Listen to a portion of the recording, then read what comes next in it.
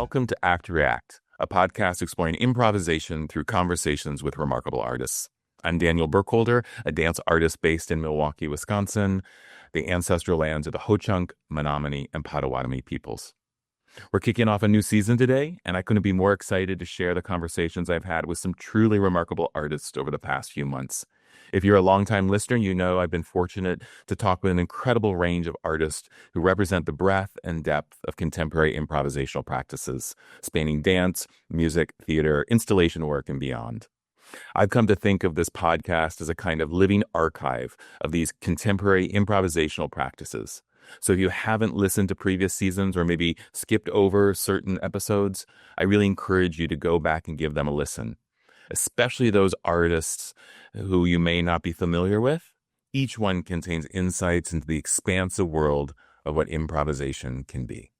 To launch this season, I'm sharing my conversation with dancer, choreographer, dance artist Miguel Gutierrez. As you'll hear, he's entertaining and generous and offers real insight into the work he makes and how he positions that work within the broader cultural landscape. If you're unfamiliar with Miguel, here's his bio. Miguel Gutierrez, him, is an artist and educator living between Lanapahoking, Brooklyn, New York, and Tovangar, Los Angeles. Recent performance works include Super Nothing, a dance blueprint for queer survival developed through a Rejolovich Schuyler Resident Commissioned Artist Program at New York Live Arts, and a music project called Sueno. His work has been presented internationally for over 20 years in festivals such as Festival du Ton in Paris, Red Cat, Brooklyn Academy of Music, Festival Universitario in Colombia, and as a select artist in the 2014 Whitney Biennial.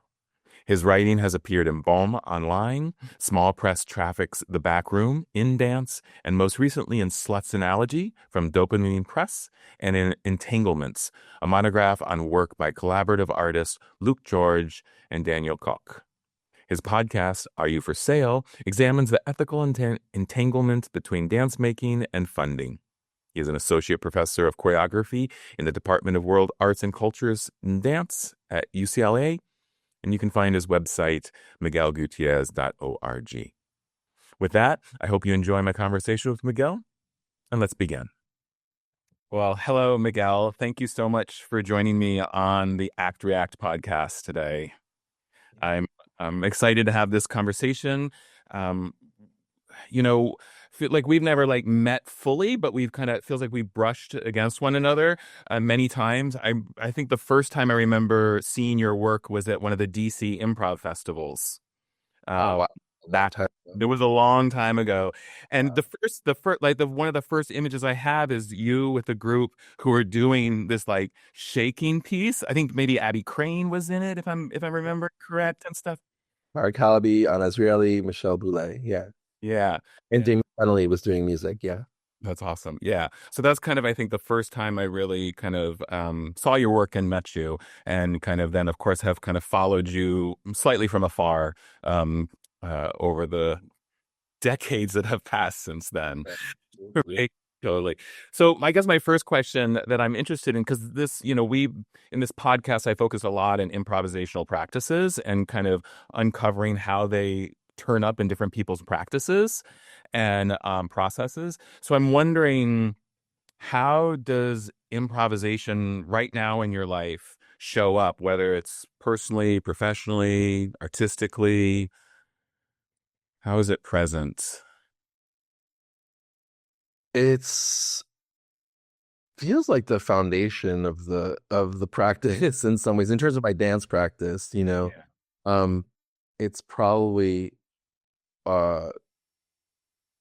it's always at the beginning of pretty much any process, and I'm often performing improvisation when I'm doing sort of smaller scale gigs. I just did a show last week in LA, and the bulk of the dancing was improvised, or coming out of improvisational exploration. Yeah. It also feels like it sometimes functions as an economically a cheap way approach. It provides for a particular okay, I don't have to generate a lot of choreographic knowledge or movement that I have to know or something like that. And so because I've been in a practice of improvisation for a long time, or because it's part of my teaching or part of my making of other works, that practice feels pretty close. Like it feels kind of like in within arm's reach.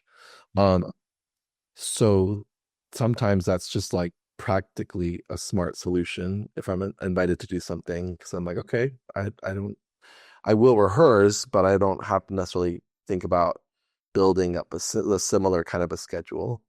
Yeah. Yeah. Yeah, totally. I mean, I think that that comes also from having that breadth of experience, right? Of using it and engaged with it so much that there's already this knowledge built that then you can score it or frame it or point it in a certain direction and um and then explore it in live with an audience.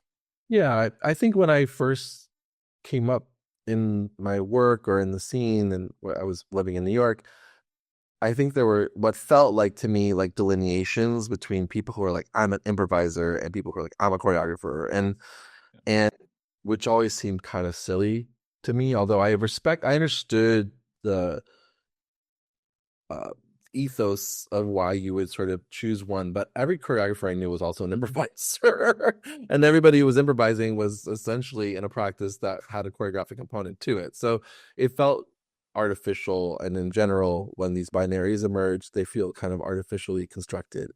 And I think in my own trajectory, I don't think there was a moment that I was like, I'm an improviser, or I took that mantle on, or the designation in a specific way to define myself. But it certainly is part of what I do. Yeah. Yeah, you mentioned that it's often part of your process, and I remember reading in one of the maybe the interviews that I read with you talking about that often when you're beginning a new project with a group of dancers, that's where you start by improvising with them.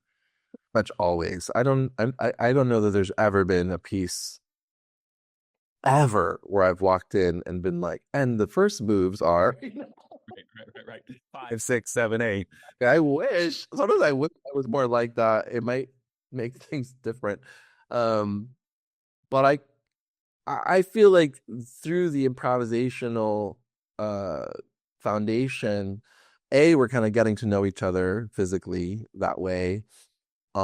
And so there's a kind of like omnidirectional uh experience of learning and observing versus like a top-down version of like you're doing this thing that I created.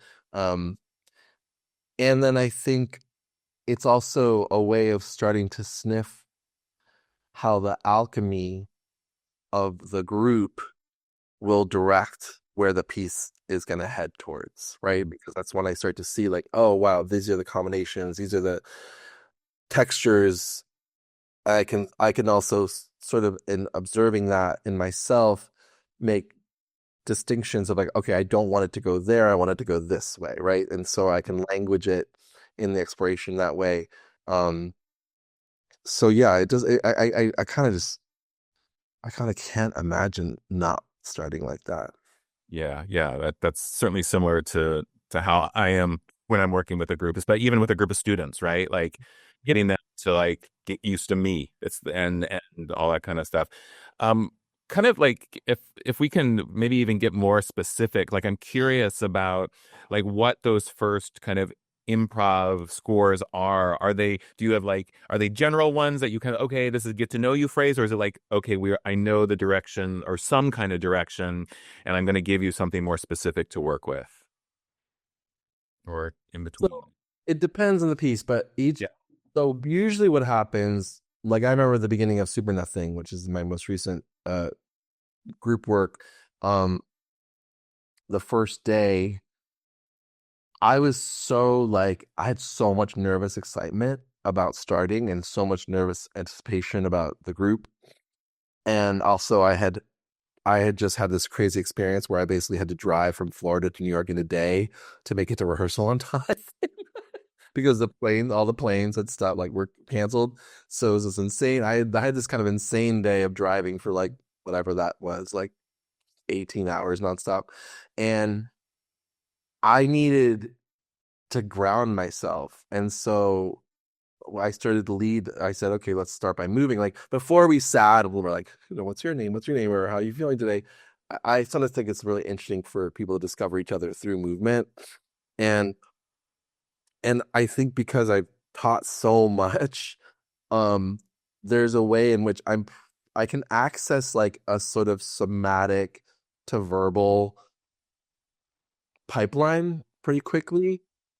And so in we started, and I think I was saying, okay, we started movement, and okay, like probably some of the hits that always come out of like, what's going on in the room, like what is this room, what's happening outside of this room, what's your relationship to each other, kind of general things. And then saying, okay, you don't have to just be walking, it could be other kinds of behavior.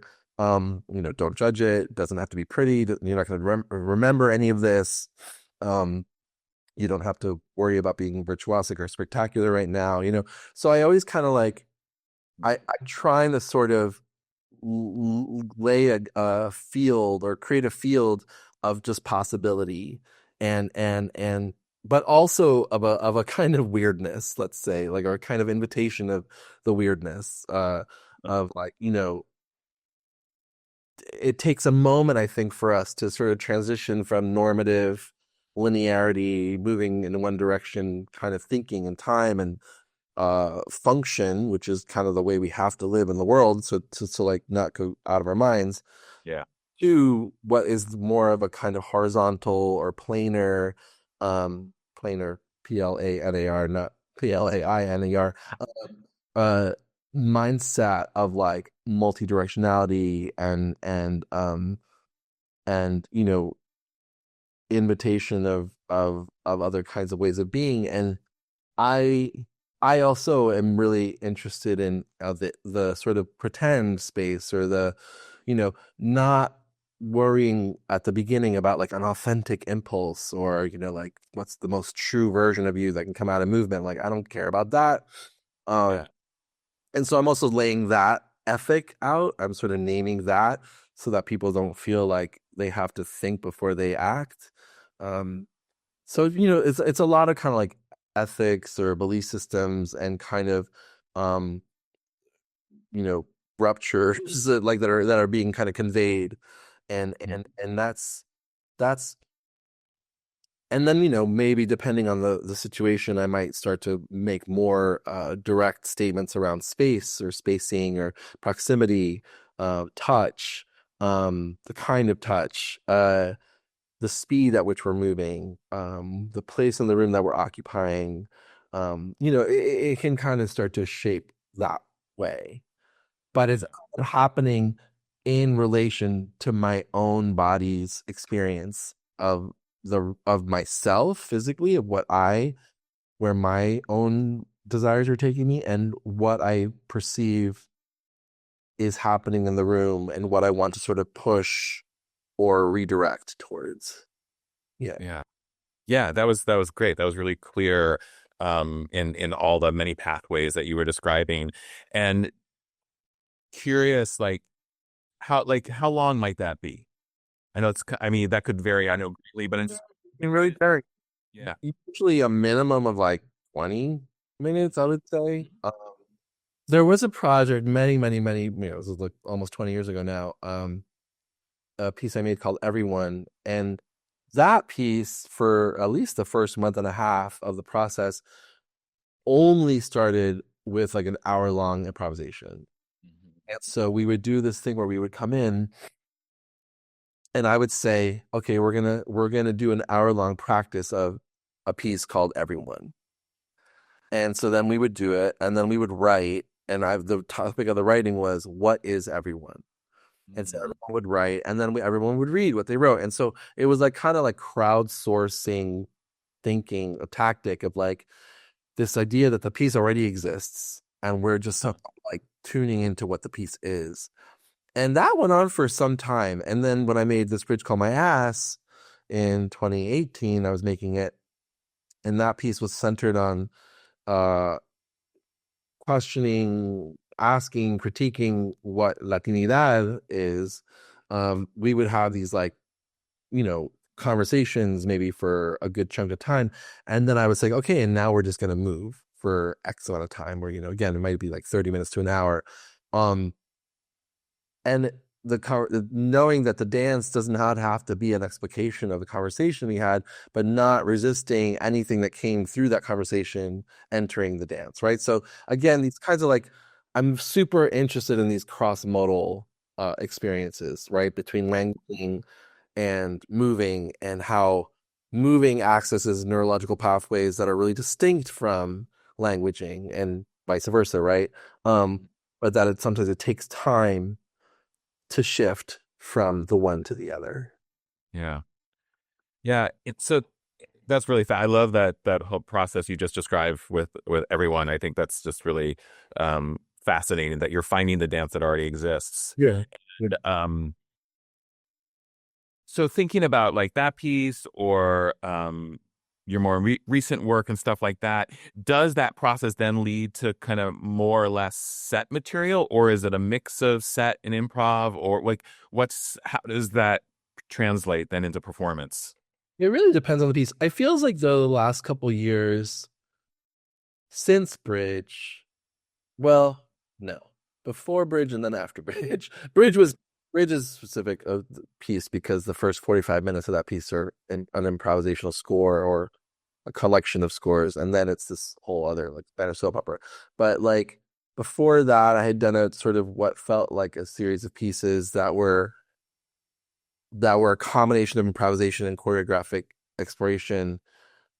And then in the recent work, there's been a lot of improvisation in the process, but then pretty set, like a real harnessing of the actual sequence of events, but a sequence of events that looks very improvised. And so with Super Nothing, people have been like, so is that all improvised? And we're like, no, it's pretty much choreographed down to the wire, and people are like, and so it's been a lot of painstaking, and I feel terribly admitting this, but a lot of recording improvisation and then reconstructing from video. But it's not as simple as just reconstructing a whole long swath of recording. It's I'll literally go in and make these video edits where I'm like, okay, we're taking this 30 seconds from this part and then adding this 40 seconds from here and then these 7 seconds from here, and sometimes I'll actually just edit out a video and be like, okay, you're learning this, or you're learning that person's role this, or people are not learning themselves. Maybe sometimes they're learning themselves, sometimes they're learning someone else, or and I think that that's been a kind of interest of mine recently, because I've been very invested for some time now in rearranging our site to include and allow for the skill of watching something that isn't steeped in difference. It's about difference. And so, I'm very strategic when I want to use unison. I'm very strategic when I want to kind of create legibilities of look, those people are doing the same thing. I've been pushing myself now for a long time to be no, I want everyone's pathway to be different in this work. And everyone's sort of signature to be different, or everyone's sort of choreographic exploration to retain a sense of their own person while also fulfilling the broader goals of the project. And so that's just it's a lot more sewing, it's a lot more crafting, and nothing is crazy that way. It's so, it's so many little intricate things that were combined. And because I wasn't in the piece, I especially let myself get so nerdy that way. But with a kind of visual sensibility, I think that has been steeped in improvisational values of surprise, or things that don't seem to fitting together, or strange responses, or seemingly inorganic response, or idiosyncratic movement, or sudden interruptions of movement.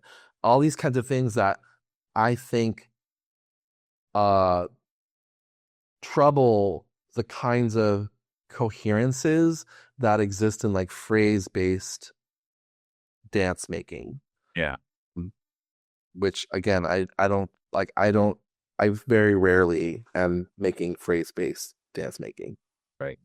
Right.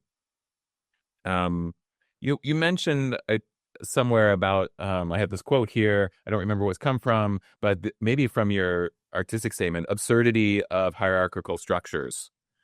And I always think of performing improv as an opportunity to do something like that, right? Because it's the center is not as predictable or something like that. And so I'm curious about with this more complex stitching and sewing as you described it, how, and since I assume you're kind of the master kind of sewer here, how that then translates into thinking about hierarchy and kind of displacing that at the same time. It's tricky because I am very much in control. Yeah. Jake Harlon, who's in Super Nothing, one day in rehearsal was like, it's amazing, Miguel. You're so controlling, but you're also so generous. And I was like, okay, I'll take the compliment. I hope that's a compliment. But I like to see it less as like I'm controlling and more like I just see everything. And like I'm very much my mother's son. Like my mom is a Virgo. She like literally she could be like in a, you know, 3,000 square foot room and she'd be like, there's a piece of dirt over there. It's like she's just that person. And so I kind of have inherited, for better or for worse, that kind of in my work, like in my dance making, I'm like that. In my life, I'm not as just, but in the rest of my life, I'm not as discerning. But in the studio, I'm like, I kind of see everything. And I also came up working with people who were like that. I worked with Joe Good in San Francisco. I worked with John Jaspers in New York. I mean, these are people who are so specific in how they see and construct. So I was very lucky to inherit that. Then, later I worked with Deborah Hay, who was, she literally can see like invisibility. It's like, so I feel like this is just kind of the legacy that I've come from. Um, I think that though, for a long time though, there's been this ethic of like, I'm rearranging value around what beauty is, Mhm. either because of who I choose to work with, the dancers themselves, or because of the behaviors that they're engaged in. And like, I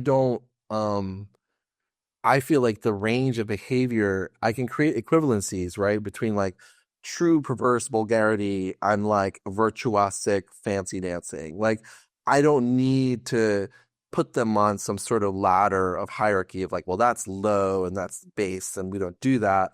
Or like absolutely the most perfect representation of dance is like, somebody's leg behind their ear. Um, and the fact is, I work with people who can do both. I tend to work with people who can kind of like have all the chops, Yeah. um, but also have access to like this inner animal or this like horny explorer, because I think like things like sex and sexuality for me, I don't know why they're often so taboo from dance, because I'm like, that's such a huge component of the human behavioral experience and also certainly such a huge part of the somatic experience. And so, you know, those things get woven in for me, and I'm also maybe pushing at certain puritanical notions of what bodies can do or should do, right? Because that's also such a huge uh sort of super narrative that we're contending with in American culture, is the way that bodies are constrained and disciplined. And so sometimes in my dances, there can be a kind of allusion to behavior that might be seen by someone else as like, oh, that's inappropriate. But I'm like, why? It's a part of what we do and a part of what we can do. And so, yeah, I think that that's some of the ways in which that poking at the hierarchical structure exists. But again, it's dependent on the work, right? Like, Yeah. I mean, if you put this bridge called my ass next to Super Nothing, and you're like, that's the same artist who made both. I don't know. People might be like, whoa, what? Like, I don't know. Maybe people will be like, of course it is. I can't tell, but like, uh, but I feel like, you know, what we were doing in the room and how we were exploring was similar, but to incredibly different ends. Mhm. And so like Evelyn Sanchez Narvaez, who's in both of those works, I think would be, someone who'd be like, whoa, we're doing something this is so different than what we did before, right? And so it's kind of like exciting to me to sort of have a person who's sort of spanned those practices, or certainly like I worked with Michelle Boulay for a long time, a collaborative artist, dancer, and extraordinary artist, and you know that's also a person who kind of do anything in the practice, right? And so I feel like I'm just interested in people who like are not closing themselves off to any possibility. Yeah. I have two questions that come to mind as I'm listening to you describe that. And I guess one of them, maybe the first answer is like you just talked about how different those two works are. And I know sometimes when I've made work and I've made a couple works and then I'm like, oh, I need to like just change my direction of what I'm doing just out of like my own interest, right? And so how often when you're thinking about going into a process or a new work you want to make, do you have like that idea is like, oh, this is going to be all set, or this is going to be, do you make those changes, or is it just because of the process you're in, that's how it evolves? Like super normal, is that the most recent piece? For nothing. Super nothing, super normal, super nothing. But maybe maybe the next piece, the next piece is super normal. Someone the other day referred to it as that piece you made called Not That Serious. I was like, that's definitely not what it's called. I love that. At least I got the super in there. But could you have seen that piece evolve not set, or is that the thing you're interested in right now, and just kind of that's the way it's evolved? It's the classic phrase, God, you make a plan, God laughs. It's like of course there are sort of like overarching conceptual directions that you kind of want to head in from time to time. Exactly as you said, like if you've done something for a while, you're something like, well, I'd like to see this other idea unfold. So that's not there. But until you're in the room with people, you don't know what's going to happen. And like, I think part of what really redirected a trajectory that I've been on since I would say 2016 or 2017, really. I made a piece in Sweden with a group of students, and it was an amazing experience because I got to be there for like 2 months. And I had started in a certain direction with them. And then at some point, they were kind of pushing back at some of the directions I was heading in. And I got frustrated, and I said, okay, let's like improvise on these things that we've already built. And they were so good at improvising. Like they were like uncannily good, because I was like, oh, they've all been together. The way their education works is like guest artists come and work with them for a couple months at a time and make pieces with them. And that's how they learn. Like it's not this like different classes a day, like ballet at 2, da, da, da. It's like, no, they're basically like in a company.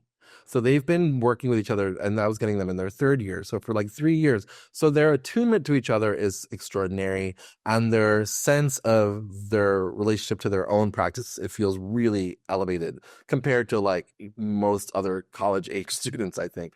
So I was like, oh shit, we got to improvise. Like this is what they can do. Let's support this. And so that became a piece where like the first half of the piece was improvisation. The second half of the piece is set, but it's again set material that is really coming from a value system steeped in improvisation. And I think that really reset a certain trajectory for me around understanding something about this kind of the organization of a certain kind of visual chaos that you could do choreographically. And I think that's been interesting to me for a long time. And then the kind of the most extreme place I took that was with Bridge, and the first huge chunk of that piece, which is not set at all, except for some like landmark moments that we try to hit. But if they come, they come. They don't. That's fine. I feel like I've like imbibed the lessons of all that practice, over the years of doing that. And so I think that at some point with Super Nothing, it was relatively early on that I realized like, no, this is not about an improvisational practice. I want to really give myself the challenge of delineating the visual picture of this piece. Yeah. And being very specific, but and very nerdy about, okay, no, that's like you're here, you're not there, or that goes on for that much time, it doesn't go on for that much long. Really acting as the conductor. Yeah. And you know, I'm always interested in like creating the thing that I don't understand yet. Mm. Like that's just the thing I want to do. I don't want to make the thing that I already know. I want to make the thing that I don't know, which is a hell of a lot more scary way to work, unfortunately, a lot of times. Yeah. But I feel so committed. I feel so like almost like dogmatically committed to that. Um, because otherwise I don't understand what the point of the studio process is. Uh, so I'm really kind of working from that, which then means I have to develop a lot of trust with the performers and trust. They have to trust me. They have to trust each other. But generally I tend to work with people who can do that. Right. Right. They're ready to. Yeah, they want that too. I think Yeah. I think I'm working with people for whom that's interesting. I've met the dancers for whom that is not interesting. So I don't really seek out those kinds of dancers. Yeah, for sure. Another thing that kind of come up thinking about you, but also bridging to another thing that we share, which is the Feldenkrais method. Yeah, And just in you've used the word somatic already to describe kind of some being in your body somatically, and just would really love to hear about kind of maybe this is a slight detour for a moment of like thinking about Feldenkrais and your path to that practice, and then maybe if that detour comes back to how that might inform or influence your artistic practice.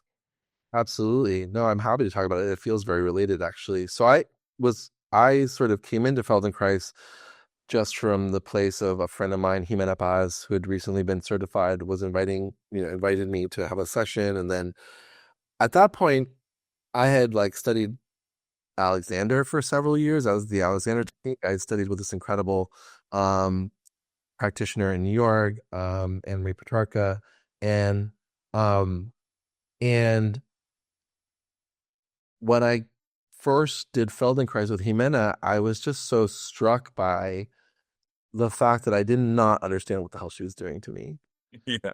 And I'm such a like good student, right? So like I want to learn the thing that I'm supposed to do correctly, and then I want to perform the thing correctly, and these kind of very like child of immigrant exceptionalist like stuff in my body. And I would just go get on the table and I'd be like, I do not know what the hell this woman is doing to me. Like, it feels great, but I can't map the trajectory. And I thought that was so cool. And I just noticed that when I would get off the table, I wanted to move. Like, I felt the desire to move had been restored, and sort of I was like, okay, that's interesting. And of course, I've always been invested in like being able to continue to move. Um, and so I did that, and then finally a couple things I realized that like I had taught dance for so long at that point, but I was so aware of like dance.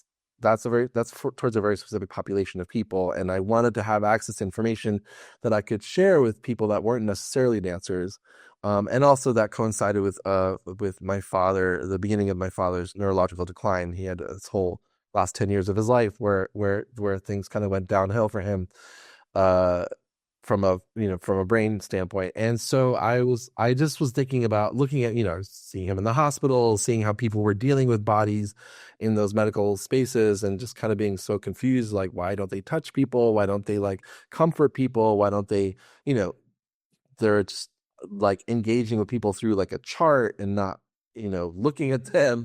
So all that led me to want to study it.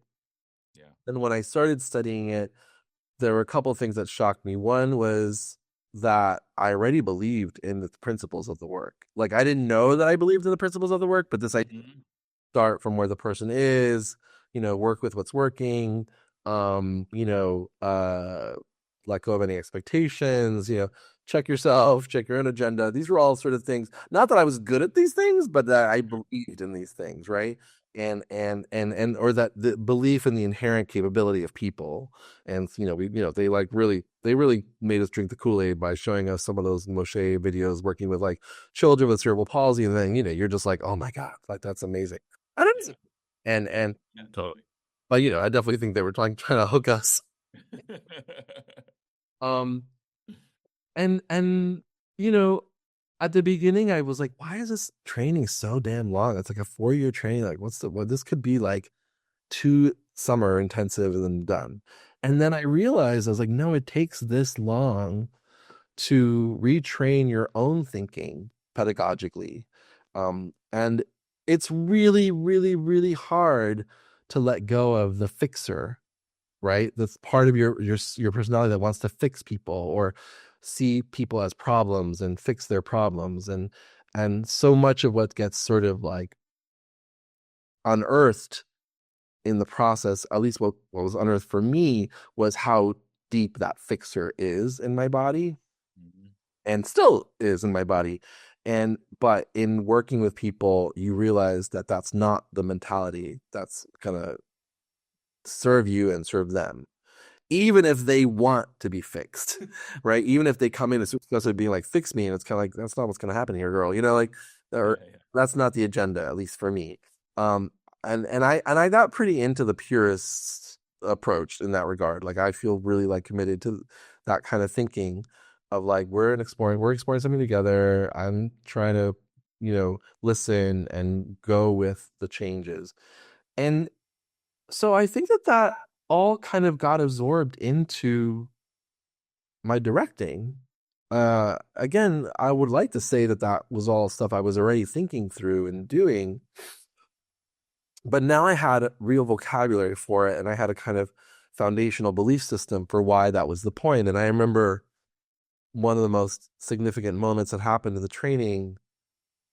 David, and I was trained under David Zimak Burson, and I asked, I think at one point I was like, for awareness and movement lessons, you don't really, you don't do the demonstration yourself. You're just giving instructions verbally. And obviously sometimes people misinterpret the instructions or they do their own thing. And so I said to David, I was like, well, why don't we just like show people? I'm a dance teacher. Yeah, we just show them, no, your right arm is over here, or it should be here, and he just said, because it's worth the wait. It's worth the time that it takes for that person to discover it for themselves. And that was such a profound statement to me. What that meant, again, as the kind of like this idea of like, okay, guiding someone towards something, but not mandating the timeline of it, right? And as a maker, you can do that, and also sometimes you have to be like, okay, you guys, I need you over here. Like there's times that you have to kind of like lay down the law, and I think that was the other thing about Feldenkrais, which is this is not prescriptive, right? It's not saying, okay, you do this awareness and movement lesson, and now you get up and you're only allowed to move like slowly and softly and organically. Like nobody ever said that. It was kind of like the classic Ruthie Alon statement, like you find out what you're doing so you can do what you want, or I guess it's a Moshe statement. I heard it from her. And I think that really affected me as well. It's like nobody was telling me I couldn't still throw myself to the floor and, do these crazy improvisations or scream or, it's more like how I was getting myself to do those things or how I got myself ready to do those things really radically changed. Yeah. So in that respect, I never saw the Feldenkrais method as a form or as an aesthetic demand to shift the work towards some sort of like kumbaya, everybody's soft. Right. Not at all. And I feel really grateful that it didn't do that to me. Whereas I remember in the 90s when I moved to New York and there were people steeped in certain somatic practices that felt like they were then choreographically replicating the somatic practice on stage. And like, I don't think that that's the most interesting interpretation of that. But yeah. Yeah, no, I have very similar experiences, and David was my lead head server. So we were down in the Baltimore training when I did. So, yeah, that's really wonderful. for me, like the method, the Feldenkrais, like you said, the principles and the perspective and stuff, not only like has like helped like given myself permission in many ways, and I think kind of helping me keep moving in this body as you know it becomes a certain age and continues on, and but also has really affected my kind of pedagogical kind of perspective when I'm in class with students teaching. And I definitely sometimes get pushback when, and I'm like, I'm not going to tell you exactly what to do in this moment or how to fix the thing, but let's experiment and play and see if you can figure it out. And they're like, just tell me the answer. Yeah. Totally. No, I had a really funny incident. I was teaching in Lisbon, and I would start the day with an ATM, and one student was like, "Oh, I've always have a hard time having it's always really painful for me to have my lower back touch the floor when I bend my legs, right? It's like this kind of classic thing, like that's not a comfortable position for this person." And I was like, okay, well, let's look at it. And I said, I invited the other dancers. Let's all like kind of check out what's going on with this person. And so she was describing it. And it was so funny because like every other dancer was like, what if you squeeze your stomach muscles? What if you press down? What if you do that? And I was like, what the hell is going on, people? I was like, let's first ask this person, do you want to be able to do this thing? Like, is this even a goal of yours? Because if it's not, then don't put the pressure on yourself. And I could see the whole room just be like, oh, like it hadn't even occurred to them to like start from the person. Yeah. Right? It was like all about like correct, reshape, remold, undo, or kind of like conform. And I was like, do you want that? And if you do, then we can talk, and then we can start to find like healthy solutions so that like let's add some more padding. Let's, the classic like if you can't get to the floor, let's bring the floor to you, these things, but it was just like it was like, oh yeah, this thing is so deeply ingrained in dancers of like correct, fix, change yourself, then the problem is you. And it's or not. Tell me what's wrong. Tell me what's wrong. Tell me what's wrong. Yeah, no, of course, when you you have dancers as clients and they're like, well, my right hip sticks out because my left ankle is like they have the whole freaking narrative they've like written to create sense of themselves. And I have so much respect for why people need to do that, because it's really scary to live inside of incoherence. It's really scary to tell someone like, I don't know why your hip sticks out. Like, I don't know you. I just met you. Like, and that was another thing too that I loved about the training. It was like, how dare you assume authority over someone else's experience? Yeah. In like a 45-minute intervention. Like, that's just wild. And then when I encounter practitioners that do that, not Feldenkrais practitioners, but other people, I usually hate it unless I really trust that person. And there are a couple, there's a couple like really witchy. Yeah, super too. Kind of. Yeah, you're laughing. I remember going to a massage therapist, and this first session, like halfway through, he's like, "Huh? So how's your relationship with your dad?" And I was like, just work that out. Just work that out. I hate that. It's so intrusive and it's so disrespectful and it's so like, again, it's like, I didn't ask you. I'm not coming here for that. Like, until I want to share that, like that's not. Yeah, I remember going to somebody and she was like, "Oh, what was your birth like?" And I was like, "I don't remember." And she was like, no, like, was it natural? Was it? I was like, oh no, I think that my mom was like under, it was like, the early 70s. That's what they. He goes, oh, okay, so some of that got into you, and I was like, okay, like basically, like I was born a crack baby, it was got, and I was like, that's such a useless piece of information. Like, I don't know why that person felt like that was important for me to know or to believe, or because then I'm just left in this like quagmire of misunderstanding, and I'm like, it's such an irresponsible thing to do. Because they dump this thing that may have any validity or not, but you have to then Yeah, exactly. you didn't ask. And that's the thing, but you learn it. And Feldenkrais, I love. It's like the chicken or egg thing gets totally undone. People are like, oh, well, I really lean to the right because my phone is in my pocket all the time. And I'm like, or maybe your phone is on your right side pocket because you already lean to the right. It's like you don't this obsession that people have with like the origin myth of a problem gets really undone when you become a wealthy person. And again, I understand why that could be frustrating because again, you want to, diagnoses. For some people, diagnoses are really, really useful and mean that then they can go on a specific trajectory towards healing. So again, I don't want to discount that. I just felt, and I continue to feel like I am not in a position to diagnose somebody. Even in as much experience as I have with bodies, or I can certainly speak to tendencies, or I can say like, oh yeah, I've seen this before, or you know, yeah, over time you start to see like there's patterns that are recurring in people.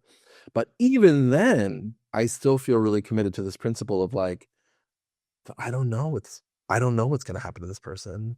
Like it's presumptuous for me to assume that I can. And so that feels like those are values that I bring into my work in terms of my directing and also in terms of the demands I place on myself Yeah. and on the work. Yeah. Yeah. It's great. Just as we kind of come to, wrapping up a little bit, and maybe this question won't lead us to wrapping up very quickly, but just thinking about kind of the everything we've touched upon from, how improvisation is embedded, informs your work and kind of the outcomes of different pieces you made, and then tying in the somatic Feldenkrais perspective and stuff like that. Um, I was looking, of course, I'm looking at stuff, getting ready to talk to you today, and I'm reading through your artistic statement. And so this may be weird, but I was going to read back to you part of your artistic statement and thinking about how that connects to what we talked about, right? So, Like, I don't believe that anymore. so yeah, you say like, forget it. I know, yeah, that's right. I don't believe that anymore. That was on my website. I put that on 10 years ago. So, Please. yeah, I know. So, you wrote, each piece I make is about something and is a thing itself. My interests are vast. My father's neurological illness and death, ghostliness, the limits of representation of racialized bodies, queer kinship and desire, what happens in the in-between, my rolling relationship to identity, grief, and how to make art for the end of the world. Yeah, that holds up. Yeah. That holds up. Yeah, okay. Good.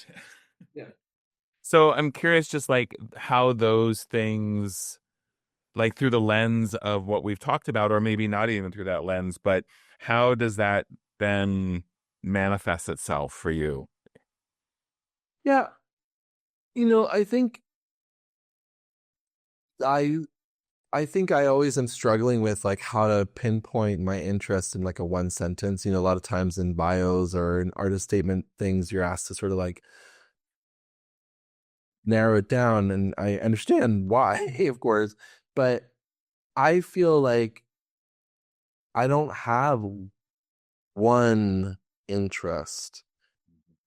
It is this interlocking set of interests that are governed probably by certain aesthetic strategies and kind of energetic strategies that are recurring in the work. So, but I feel like I quite early on in my own choreographic trajectory realized that I wasn't interested in developing a recognizable vocabulary of movement or style. And that those were words that I really, really avoided. So vocabulary and style, which felt like the starting point for a lot of other people, I was like, absolutely not. Like, I'm not interested in like colonizing the world with like my dance moves. And I'm not interested in like necessarily making something that in the first second you're like, oh, well, that's obviously Miguel Gutierrez piece. It may be the case that people feel that way with my work. I don't, but I wasn't pushing towards that. In fact, like a person who I absolutely adore, who recently saw Super Nothing, said that when they first saw it, they didn't like it because they were like, well, where are all the Miguel signatures, or the Miguelisms? And I was like, oh, I heard that. I'm so grossed out by that thought.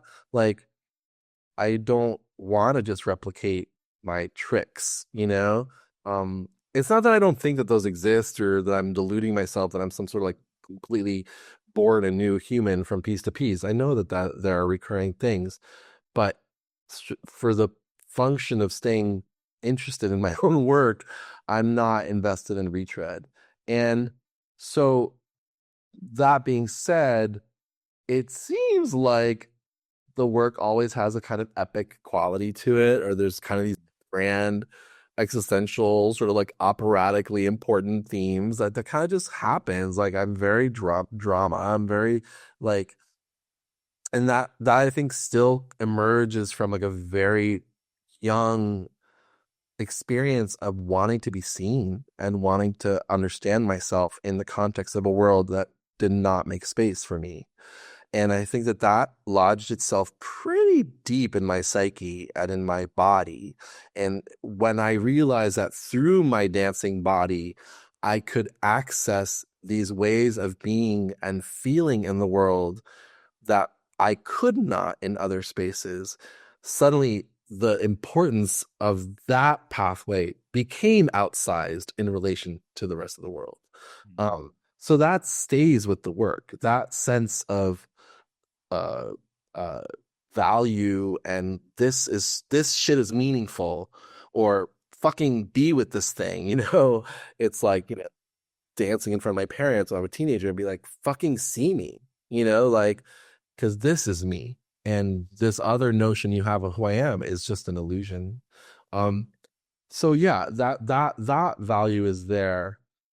But thematically or conceptually, from piece to piece, the thing that sort of starts the ball rolling and is always different. And also because I just like, I want to look at different movies, I want to read different books, or I want to I kind of want to steer myself towards these different kinds of archives. But yeah, I feel like I'm becoming more and more aware of like, wow, there really are some recurring things here. This kind of phenomenological fascination, these kinds of like quite existential questions, mortality, meaning, those things feel pretty consistent. Yeah. Great. Well, Miguel, thank you so much for taking the time and talking. It was great to kind of dig in a little bit and all those things. And yeah, I appreciate you and your work. So thank you. Thank you so much. I really appreciate this conversation. It was one of the funner ones I've gotten to have. All right. Have a great day. Again, thanks for joining me for this first episode of the new season of Act React. I hope you enjoyed my conversation with Miguel as much as I did. I'll be releasing episodes every other Thursday. So the next episode drops on August 7th, and that'll be my conversation with Ann Cooper Albright, another conversation you'll definitely want to check out. In the meantime, please follow our social media. You can find me on Instagram and TikTok, and we've got the Act React profile on Facebook. We'll be dropping excerpts from previous conversations throughout past seasons. You may have caught Keith Hennessy talking about curiosity in that short clip we released last week. So stay tuned and keep an eye out for those. And of course, please subscribe to this podcast wherever you listen to it, whether it's on a podcast app like Apple Podcast or Spotify, or on YouTube. I look forward to sharing more episodes as the season continues. Until then, live spontaneously.